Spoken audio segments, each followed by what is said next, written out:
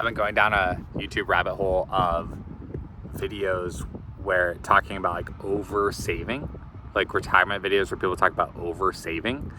And I haven't gotten to the bottom of the rabbit hole, so there's no real like conclusion based on these other videos I've been watching, but it pairs up with another concept I've been wondering about, which is just like what if you were more focused on like spending money effectively,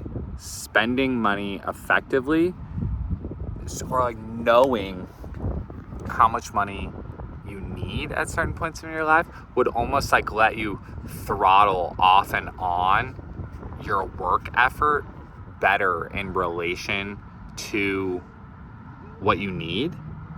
And because life stages are actually very predictable. Like life stages actually are very predictable. And so it's like when you have young kids and you're feeling like crunched by like taking care of them, it would be great to be able to like on purpose like dial down work and dial up spending. And immediately in that phrase, everyone, well, yeah, duh, that'd be awesome to like work less and make more. Yeah, totally. Like, yes, but okay.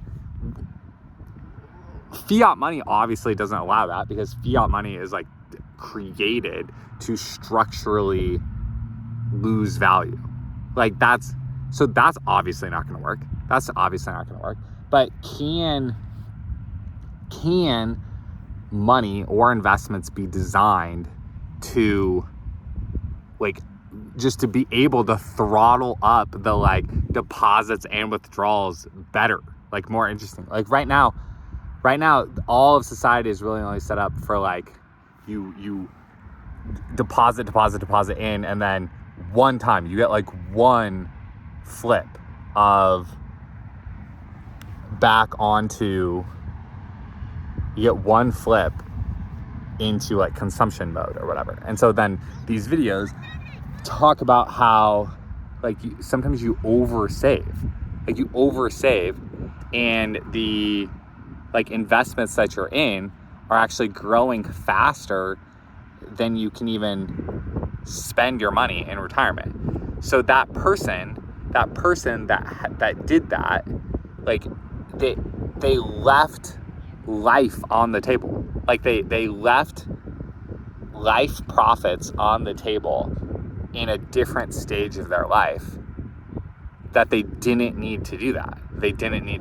And so it makes me just think of like if you've seen the other videos on the channel where I'm really into like solar energy, I'm really into like smart home tech, where it's just like you can be more efficient with your energy. Like Southern California has this thing called time of use pricing, where so electricity is the most expensive from 4 to 9 p.m. But if you get a battery, then your battery fills up with solar during the day, and then you run off your battery during 4 to 9 p.m. So you're like overproducing power during the day, and then you're drawing off the battery.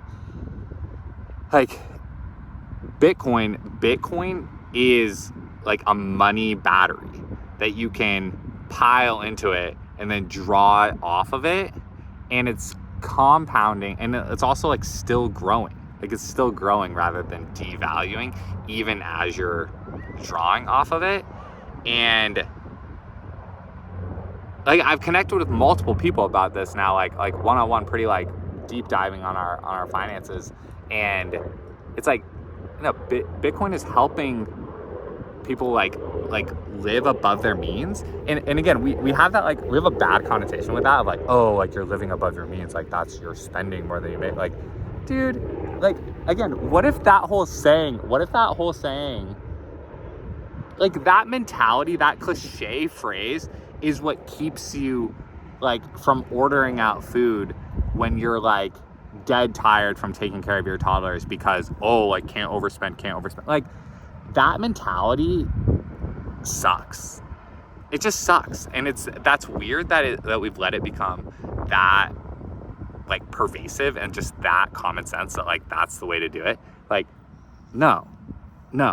How about we be able to like have smarter technology to route our own schedules and our own money, like guaranteed Bitcoin would be part of that solution.